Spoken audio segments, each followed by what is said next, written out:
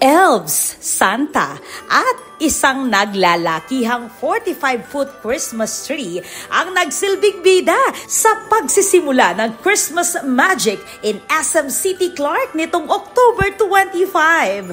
5, 4, 3, 2, 1!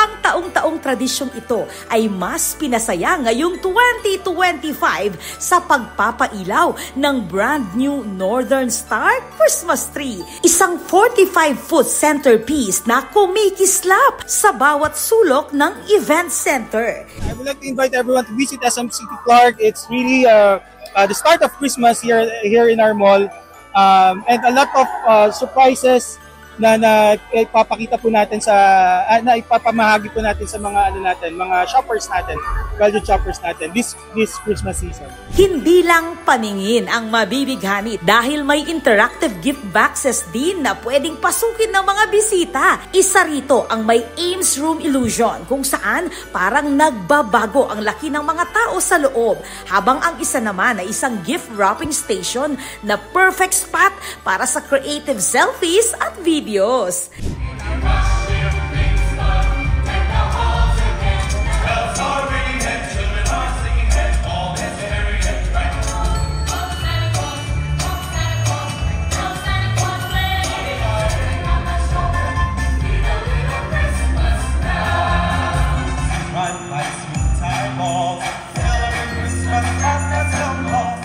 Pumapagit na rin sa festive scene ang mga giant ribbons, gift boxes at 4-foot elves na kumikindat sa mga bata't matatanda na parabang sinasabing Christmas is finally here!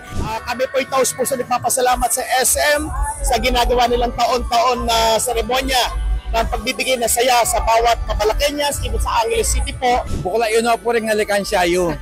At agkatanda kayo po, ganing pa mag-open na po ng Christmas Village na po ng SM Super Mall. Sa SM City Clark, hindi lang ilaw ang pinailaw, kundi ang diwa ng Pasko. This is Patricia Mamangon on the spot.